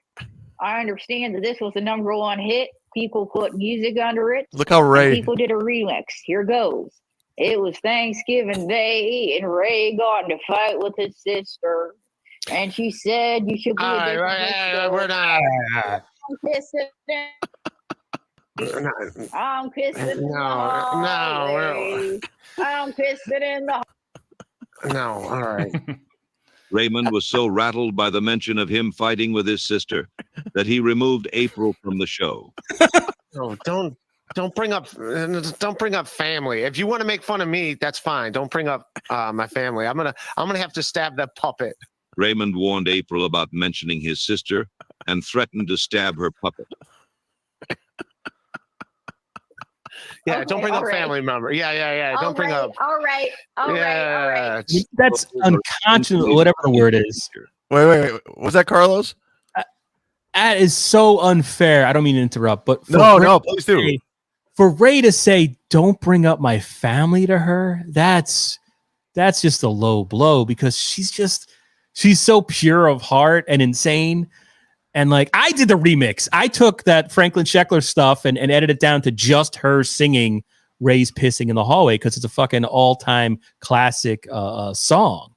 And he brought it up for him to do that to her. I don't know. That was that enraged me. And then like 2 days before, he had brought up the shit about what's his name, Liam's mom on Saturday. That's right. I mean, what the fuck? Yeah, that was a rage moment. Yeah, and then not to see the humor in Sheckler's video where he has that one shot where we wait for the blood to fall from the axe, and come on. Well, I thought it was funny. The sorcerer guy was like, "Who you telling hate?" Ray- I don't hate him. I just know he's an actor. But yeah, like he was saying he was ball washing Davinsky, and he said, yeah, like I don't really. The voice that Sheckler does is good, but the stuff in between, I don't know. I don't find that very good. The stuff in between is just Ray's podcast. So he's basically backhand, talking shit to him. He's like, so your actual material I don't like, but I like the voice. Yeah, that was great. There's a couple of funny things in that one. We just didn't clip it up for tonight. Oh, it's fantastic. Yeah. Let me get to a couple of these. This guy's really wants the super chat to be read. Ray sidestepped my super chat last night, telling him that if he told us where the bodies were buried, he would call off the Sheckler Rangers. I don't. Did you guys watch the show last night? I didn't watch it. I saw. Is that with the Shmuel Buckman one? I think so. Yeah. I sort of watched bits and parts and fast forward. I fell asleep to it. Ray Bar's watching. So that is it. Ray DeVito Bar. Ray sniping. Oh, you think Ray's sniping us? That'd be fantastic. Ray said, "You're all hacks. It's Eddie Baker." I know Eddie Baker. Look at him. NJ Ranger hates Ray. Ray and fumbling a sweet lady. Name a better duo. I can't. Starsky and Hutch, Cagney and Lacey. I don't know. There it is. When he calls ladies, when he's like calls older women ladies all the time. That's a great Ray cast. Yeah. Hey, yeah, he called mommy a lady and she got all mad. She was like, "I'm a woman." Yeah. He's basically saying she's too old. That's his whole thing. Like it's his weird way of just tell. I'll do a shameless plug. Like, please do. When April was on with Mir was like drunk and like interacting with the puppet like it was real. And he was like going back and forth with the puppet like it was a real person. And it was hilarious. So like there's a way that you can interact with the character, the puppet, that Ray just doesn't get. He just like it's like he's staring at it like he's freaked out or something. That's why he probably wants to stab it all the time, but he just hates it. He does. It's kind of like that the puppet in Poltergeist, the one that was under the bed with Carol Ann and all that. Oh yeah. I don't know. I could be wrong though. Where are we at on the rundown here, Chow? I don't know. If we want to lighten it up, we can watch. My time code here is Ray grabs balls second time. Is this one? Is this the one on? Oh yeah. Okay, there we go. Right. Where's it at? Respect me. He thinks I'm a fucking idiot. I'm not going to say it. I'm not going to. No, I'm not going to deny that. But he does like. Get your hand out of your balls, Ray. Jesus. I did just pick up my balls. That I did do. Just don't. I mean, if that lightens up the mood a little bit, I guess. But hey, one thing I did want to get to here, Chow, was this one right here. This is the one you kind of sent me. It's because Carlos was on it, and maybe Carlos can weigh in on this. What was the timestamp on this one? Oh, this is MLC. Okay. Yeah, I didn't get a ton of good things, but I had one from 43. Yeah, 43. Right around there is a good timestamp, actually, because he's going to talk about Ray pissing in the hallway. So it just goes to show, like, as much as things change, things stay the same. Gotcha. So All right, play let's this play for it. a minute. You were there Oh. for that, Carlos Danger. How is Yeah, it the 1 year ago anniversary? today. It was in May. No. No, that was Carlos- last February. Oh, last DabbleCon. February, Oh, yeah. no, but they're talking about Ray because don't you piss on people's stuff and No, you blame it on the no, cats? that happened. No, that happened last year. This guy Kevin Dumbfuck. I never pissed on him. Yeah, what happened to that guy? You pissed in the hallway, your sister's house. Yeah. There's a song about it. I did, no, I didn't. No, I did not. The dog peed. Sorry, allegedly. Yeah. It was just weird. Like, hey, did you like the fact that he even brought like you have a dog that's 18 years old that pees randomly? Thank you, Yes. Dick Tracy. Chicken Man, Carlos Danger is 6'2" all around. By the way, are we allowed to have Pat Dixon on the screen right now? We're on think it's YouTube. Okay. PD taking notes. He's a big guy, He's not dude. talking. Yeah, he's not I don't saying- know. I don't have a pen. I don't have a notebook. Pick up a pen. Total shit. Did you Peter fuck shit. that up too? He took the notebook. I'll blame that on Ray. I wasn't planning on having to take notes. Carlos will never meet your hero. Yeah. Yeah, pause it for a sec. Imagine if. So this was probably towards the end of the night, right, Carlos? And he's very intoxicated by this point. Yeah, Oh. Ray he polished off a bottle of wine during that first rock bottom. So this is at 44 minutes. This is at almost midnight. Spears, what do you remember about this? Here's the other thing. Like, because of the way this setup happened, I didn't even watch the show. I had to go like stand outside of my own goddamn house because I had right now. Carlos is in the room I'm in, and then Ray is in my living room. I don't have a huge house, so like I couldn't go in the other room and put YouTube on because it would have been everyone would have heard it. You know what I mean? Like Ray abandoned that setup that we have, and he was just walking around Spears' house with a laptop while live without really giving us any warning. So I got really concerned. It's like Spears' house. He's got like, personal shit on the walls. Like we had said, like, hey, I Ray, have a house that everyone would make fun of me about. You know what I mean? There's something weird in the house that somebody would find and be like, goof on. it's not for like, this isn't for, broadcasting. Which is why we set our own thing up when he said we did set up a thing specifically. You're only going to shoot the thing here. He's just sitting on a small seat in the front of my house. You know what I mean? It's not anything. He's like walking around with the laptop because he was demanding that. Now you can see his camera change because he's on his laptop. So imagine like somebody with a gun, just like, wow, being drunk and going to shoot you, That was infuriating. Like for me to go back and watch like the beginning of this episode, I basically just leave after a while because I kind of got sick of it because I didn't, I was just so pissed at Ray because at this point, because he's using his, instead of using an XLR mic where me and Spears could have sat in the room and watched MLC using our own headphones connected to the Rodecaster. I'm sorry to get really technical. Ray went with his fucking laptop, which picks up a fart, which meant Spears had to leave.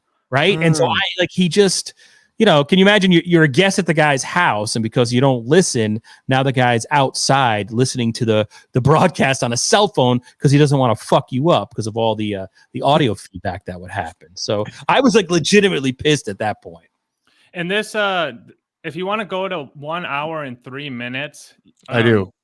Yeah, we can kind of see where Carlos might be. His patience is running thin with the slow. This is when his patience is worn thin here. Let's take a look. It makes a big thing out of everything. Well, we're sitting here and I'm trying to he's wrecked our podcast setup that we had. So we're trying to be quiet. He's live with you and he's going on about how he's in like a cabin in the woods somewhere. And I'm looking, what the fuck? What are you talking about, I Ray? don't want to dox anything. I'm like, They didn't want to dox the house I did. in case Chad's watching. Is it a raised ranch? I am. Yeah, we're not in a cabin Or in a the woods. cave. I just said that to fucking. We're not. That's right. At the Swear beginning of teacher the Tim's right now. broadcast. Hello. Can't explain it. Teddy, Carlos, Ray isn't there to hug and kiss you. Better be ready to fuck. A homeless person would be more Now we're more talking. gracious. Yes. Did you piss in the hallway yet, Ray? This is the anniversary to pee in the A hallway. homeless person would be a more gracious guy. True. A dog, a stray dog. They have better manners. Ray, why does everybody hate you? Jesus Christ, Kevin. Only you hate me. He's just reading ahead on the super chat. Yeah, you just Look, he's right here. Stu's Cluster, he hates you too. Everybody hates you. What happened to him? It's like I totally get why. What was it, Mr. or Mrs. Kill Everything, when she said that Ray hugged her inappropriately? It wasn't like he grabbed the boob, but he just doesn't know that line. I hugged Carlos, dude. I hugged you. Yeah, I want that. You got it anyways, dude. I hugged you. Shake my hand. That's good enough. No, you gotta hug you. So I think that part bones. Hold on. I think that part really encapsulated kind of the whole mood, right? Yeah, that part, and then at the very beginning of that, which we kind of allude to, when he goes live, I'm not on the stream because I have no setup. Right, we had to reboot Spears' computer and set up all this shit. And at the beginning, Kevin just asks him, like, where are you? And Ray, for whatever reason, is really evasive. So I don't, to this day, I don't know why. Like, he started like saying we're at a cabin or we're going camping or he's at OJ's house. And then it just made it seem, oh, these guys are at a NAMBLA convention. Yeah. Like, it was so bizarre. Right. And that was enraging too, because he's got me going on a podcast I'm not ready to go on, and then he's being super weird about it. Well, the other thing that was hilarious was Ray's the way to fix this was just go sit down next to him. Oh yeah, he did. He kept saying, because it was hilarious, because Brennan, even like during the setup, during everything, was get Ray, get on. I need to hear this. And then at a certain point when Ray was on, he was like, shut up, Ray. I don't want to hear from you. I need to hear from the adults. Where is Carlos? Bring Carlos on. Bring Carlos Brandon on. is his son. Son, like the thing in the sky. Like, he is, it's beyond. That's his God. You know what I mean? He was that's what caused the whole thing to freak out, is that like KB said, I have to do something. And Ray just was beside himself. And yeah, at one point, now for some reason, Ray had promised that I would be on the show when I had already said to Ray, no, I don't want to do that. You know what I mean? We don't have the setup. I'm drunk. Yeah, he wanted me to sit next to him on Spears's like love seat, just like Shuli and Bob did. And then I was like, there's no way I'm sitting next to you, Ray. There's no way I'm going to do that. But he was so unself-aware of what that would look like if the two of us, we're already getting hit with the sleepover, thanks to Leo Gunn, NAMBLA convention. Mm-hmm. Did those guys? This is right after that KC thing where the guys went over to the house, and like slept out in the backyard and died. Yeah, Wow. yeah. The guys froze to death, right? Yeah. Right. Yeah. That was coming up. That was, you could tell exactly, Carlos, what you were saying with Kevin told him, like, get him on. He's never done my show. He needs to be on more. And Ray was like, like freaking out, trying to get you to come on the show. Well, no, Ray was hammered. He kept saying how drunk Ray was. And he was like, I need to find out what's going on. And that was the whole reason to get him on. Yeah. So, Carlos, let me ask you this. What do you think this power Kevin has over Ray DeVito? Like, do you think it's just because Kevin's given him the biggest audience he's ever gotten? I personally said to Chow, I think it's because Ray comes from that old school stand-up background where he sees Kevin has all these TV credits and he thinks that's the coolest thing in the world. So he puts like Kevin on like a pedestal of God, because he's been on Letterman and Conan and HBO Half Hour, Comedy Central, Saturday Night Live, that he thinks he's just like the man. He wants to be Kevin Brennan. Yeah, he does have like a huge amount of respect for Brennan, but you're insinuating that it's really ulterior motives because it's really about what Kevin can do for Ray. I don't know. Like, I don't. Maybe I never really thought about it like that, but I just know that like like he would kill for Brennan. He would literally, like, if Brennan told him to kill Chow, next day Chow would be dead. On I-80. On I-80. I think he's still holding out that Kevin will come out of retirement and they can do a show together. Like, I seriously think he thinks that would be a bigger, like, he wants that world where all you guys go on a tour together. I don't think that world exists anymore. Or the audience that you're playing to doesn't really care. I agree. Yeah, 100%. you don't bring up, you say, hey, I'm doing this event, but you don't really care if your Dabbleverse world mixes with your comedy world. Hey, if guys show up and that, but you're not, you're still going out and doing your shows. Where I think Ray thinks this will be a happy, good time, and the world will be a better place if all you guys do comedy together. And I just don't think in the front row. I just don't think that world exists. No, I think you're 100% right, Spears. I think he wants like that Dane Cook tourgasm, but with Kevin Brennan, like Kevin Brennan's tourgasm with Ray DeVito and like me or whoever on the show. We tour around the country. We're in a tour bus. I really think he thinks that's going to happen someday. And that's, it's brought to you by Silk City Hot Sauce. Like he really thinks that's going to be a thing. And I don't think it, like, you're right. That world doesn't exist anymore. Yeah. I can tell you guys exactly what it is.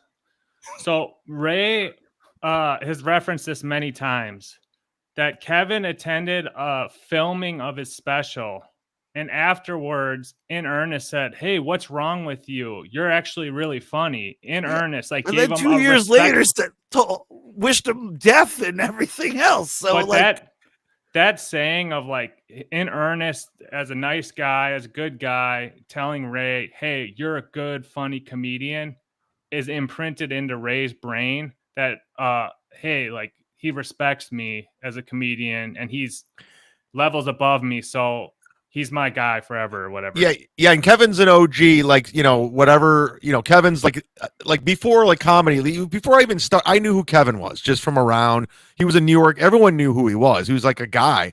He was one of the guys everyone knew about. So I think that an old school guy back from the days of Attell, Colin Quinn, Louis C.K., the guy who was doing it, and he gives gives Ray that that recognition, like, you're really good, and Ray's holding on to that, like, that's, I just got the nod from Kevin Brennan, and this is going to go somewhere. I mean, the fact that he blamed Kevin Saturday night, like, for Ray not being able to move out of his apartment in Cleveland, that was insane. I thought the Sorcerer would jump on that, but it seemed like only Liam picked up on that. But Ray, he said it was an offhanded remark, but he basically said, yeah, I was going to move out, and then you started wishing death upon me, and then I couldn't move out. Like, how is Brennan responsible for his living condition? And during that time, Ray was saying that he was making way, way more money than when he was doing MLC, because a fraction of the super chatters came over to him. So he's like, yeah, I mean, I've been making way more now that I'm not on MLC. So he frames everything, and it's all fantasy, but he always frames it in the perspective for him to get his, position across. Send him the goddamn baseball card you owed him, Chow. I still don't know where to send it, bro. Comedy cell. I got two piazzas for you, Ray. If you want them, let me know. Yeah, you got to reach out to Chow, Ray. If you want them, you got to reach out to Chow. Now, let me ask you this, Chow. The very first good egg of the week was the guy right below you, Carlos Danger. Oh, yeah. Yeah. That was OG. and it's been blowing up. Last week it was Reels. He went to a bar. I think he got laid because of it, which is awesome. Good for him. So it's this week. It's September 24th. Who's the good egg this week? I mean, I was going to give it to both these guys, but since Carlos already got it, I think Spears for hosting the sleepover deserves it. Yeah. Yeah. I think Spears. No, because Spears, he hosted the sleepover. He also had to go outside in his own home. He had to go outside when he was on MLC. So that was a major inconvenience. And then Ray shit in his house for 20 minutes. Like, he's definitely the good egg of the week. I'll take it. Well, congratulations, Spears. This is a huge honor, man. You're the good egg of the week. It's nice to be extraordinary, never ordinary. I'm a good egg, not a bad egg in my heart. I'm a good egg, not a bad egg in my heart.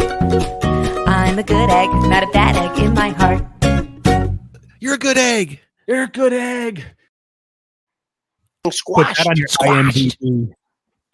What was that? I'll be adding this to my IMDb. Spears. Yeah, Spears, you got that IMDb. Let's get good egg on there today. Actually, Chad, the weirdest thing is I just got a text.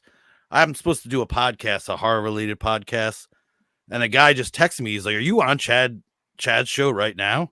Look at that. So Really? I can't even believe I don't want these worlds to mix. I'm like Ray DeVito, and I don't want my Dabbleverse and my comedy to my horror world and my. But yeah, Neil Jonas, Without Your Head. Yeah. This is like doing this is like doing gay porn. You don't want anyone to know. Yeah. There's some heavy hitters out in LA who watch this in Hollywood. So shout out to who's watching. But we were gonna cover some of the rock bottom from this week. There's one thing we don't even need to watch it. I wanted to tell Chad about how Ray's biggest credit is getting punched in the balls 6 times by Shane Gillis. Well, the Shang clip, right? Yeah, when he was on with Shang, he by the way, can I go on record? Shang's a terrible comedian. He's a terrible person. I fucking hate that guy. I never liked him. Not like I told you I did that show in Venice Beach with him, and it's a great show. Bronston Jones, who did coke with Brian McCarthy, who thought was Brody Stevens, he puts it on, and I was going on at one point, and Shang goes, "Hey man," he was going on last. He's like, "I got to get out of here. Is there any way we could switch?" I'm like, "Yeah, that's cool, no problem." And so I went on last, and Shang ran the light. He's supposed to do 20. He did 35, fucking just hacked it up. And then he gets off. I close out the show. And after the show, he's hanging out, selling his CD to people. I go, "You piece of shit. You piece of garbage." So I went on Twitter. I put him on blast. It's out there. But Shang's garbage, just for the record. Yeah, Fuck go you. listen to this episode. Shang tells this. He's like a Ray. He tells this crazy story about like a feature getting beaten up and bloodied by 2 gay guys, and then he had to perform on the stage in pools of blood. He's a liar. Ray's just believing it, but here's Ray's big story. Ray's a liar. Yeah, I will say this about Shane. No one has smacked me in the balls more in my life than Shane. I think 10 times. He always does this, like look up and then he smacks you in the balls. It's done to me about 10 times. Well, like I know it's coming. It's all right. That means he likes you. Yeah, that's Anybody that's how they smacks say you in the hello in central Pennsylvania. They smack you in the So basically, if we're to do the math, Shane Gillis has punched Ray in the balls 4 times in the last week, or Ray just inflated the number of his credits of getting hit in the balls by Shane Gillis to impress Shang. Which, So what's to make of that? He's trying to press Shang with Shane. Yeah, Interesting. What did you follow any of that, Carlos, about him being proud about getting punched in the balls? I've heard him say that before, but I watched a couple of minutes of this episode. Am I supposed to know who Shang is? I just wasn't interested. Yeah, he's a piece of shit. He buys followers too, just for the record. Tag him, clip it. I don't give a fuck. And See, exactly what Chad's doing right now is what we thought we'd get about a bunch of New York comedians at the house that day. We thought we'd get all this gossip, and we didn't get any of that. But it's come to the Chad, the Zumock, man. He just gives it. He dishes it. Yeah, I've seen Shang on Jesse Lee Peterson back in the day, and yeah, he's a complete hack. He's like, he pretends to be black, but like I don't know, man. He's just a. And when he's on with Ray, he's just lying nonstop. He's telling all these fake stories. Is this the episode where Ray starts off and does plugs for all his stuff right at the beginning? Like I thought that was really odd. He's got this guest he's proud of. It was like Ray was trying to prove himself to the guy. I may be reading into it, but he was like pulling out like everything, just like random shit he was plugging before the guy could talk. I thought that was weird. No, because Ray's proud of his fake sponsors. Yeah, and he wants the guest to see that he has Jim Gaffigan's whiskey. He wants the guest to see that he has his own hot sauce. Putting him in a piece a little bit. Yeah, but he doesn't really care about selling them. He just wants to show off. Yeah, because they haven't had his hot sauce for like 9 or 10 months. So he only promotes it when it's like a comedian of higher status than him. Like when he has like Quadfather on, he doesn't bring it up. Or if he has like Shmuel Kuckman on, he doesn't bring it up. But when he has Bonnie McFarlane on, he's plugging the whiskey, the sauce. Exactly. So yeah, you'll notice this pattern. Basically, you can gauge where Ray thinks he is if he's better than you or lower than you if he plugs his hot sauce and whiskey bottle. Yeah, because if he had me on his show, he wouldn't plug it because I'm beneath him. He beat me in that roast battle. Yeah, I thought you won. Yeah, his dry bar has more views and it's a whole thing. But yeah, this guy Shang's a piece of shit. Clip it, tag him. I don't give a fuck. That's the main thing I wanted to get out of that one. We could do the Buckman. But we already touched on the 20K thing. If you want to watch it, do you guys want to see it? Well, I feel like maybe we should let you guys do your thing. Yeah, now. close it out. We'll close it out over here. We're up against it. You guys were great today. Anything you guys want to plug, Spears? I know you're going on this horror podcast. Yeah, Without Your Head. Oh, okay. Without Your Head, that's where you'll be. And where are you on Twitter so I can follow you back? I don't do any of that. Good for you. I'm on Instagram, and that's it. You live in a good life. Look at this guy. What hospital were you guys born in? The same. It's in the same town as where Chrissy Mayer's show is. Was her baby born there? Oh, it might have been. All right. I don't know. Yeah, like that's weird. I'm not doxing kids, dude. Let me ask Ray. I'm just kidding. Carlos is on Insufferable Bastards it's Bastard 666 on. You don't give a fuck. Yeah, I don't care. Go to patreon.com, Ray Duh-Vito. Support Ray. After all, no. You should support Ray. Delete your Patreon to Ray. $3 a month. What he's trying to say. And also, Chad, here's my plug, man. Let him come on MLC with you, especially the football show. I can't. It's just not a good scene. No, Kevin was talking the other day about having us on separate. Yeah. I think that's the only way we can do it. I know, but training order. Like you can't. Okay. Because he's going to laugh and I'm going to go crazy. He's going to just make a noise. That's a good show. All right. Anyways. So But I wanted to say thank you very much for having me on, guys. No, thanks for having me. Huge things, and I appreciate a great rest of the show. Congratulations on Good Egg of the Week. Oh, I appreciate it. I wear it as a badge of honor. There you go. Thanks, gentlemen. Later. Right. Thank you. There they go. It's Carlos Danger and Spears, everybody. Doing a good job over there. We haven't got to the super chats here. Let me read a couple of these. Texas Born Wrong. I hit pay twice on the last one. My bad, Chad. Didn't mean to overpay you. LOL. Yeah, that's fine. You could, if you guys want to keep sending the same super chat, I'm all in. Just up the money. Leo Gunn is here. He knows Ray very well. Ray has told me numerous times that no one would know who he is if it wasn't for Kevin Brennan. I agree. Might be true. You know, I know he was on. He was on Red Bar from Brennan. So yeah.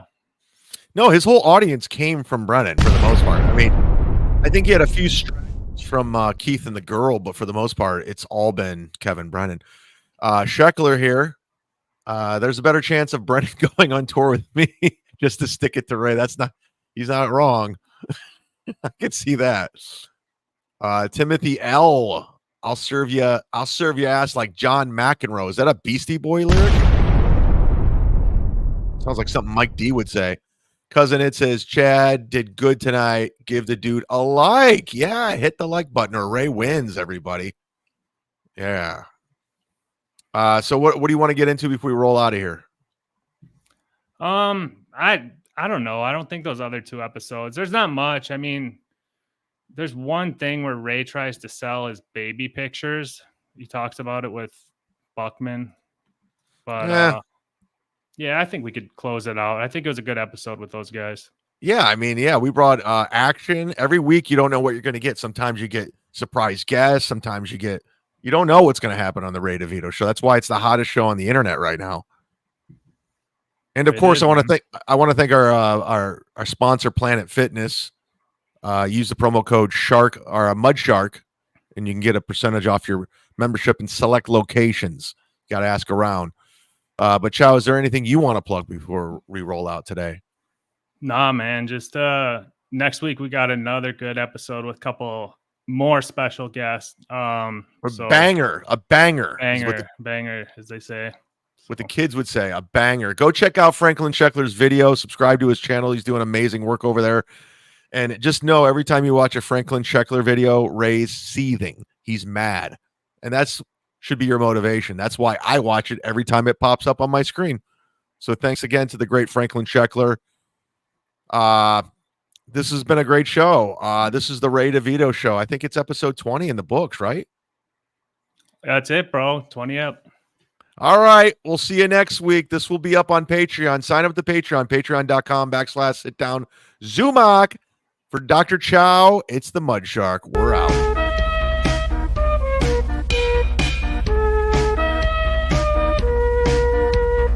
Some boys kiss me, some boys hug me. I think they're okay.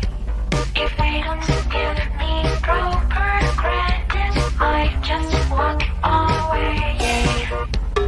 They can beg and they can sleep, but they can't see the light. 'Cause the boy with the gold hard cash is always Mr. Right. 'Cause we are living in a material world. I am a material girl. You know that we are living in a material world. I am a material girl. When your fans don't want you no more. Yeah, I'm squashed.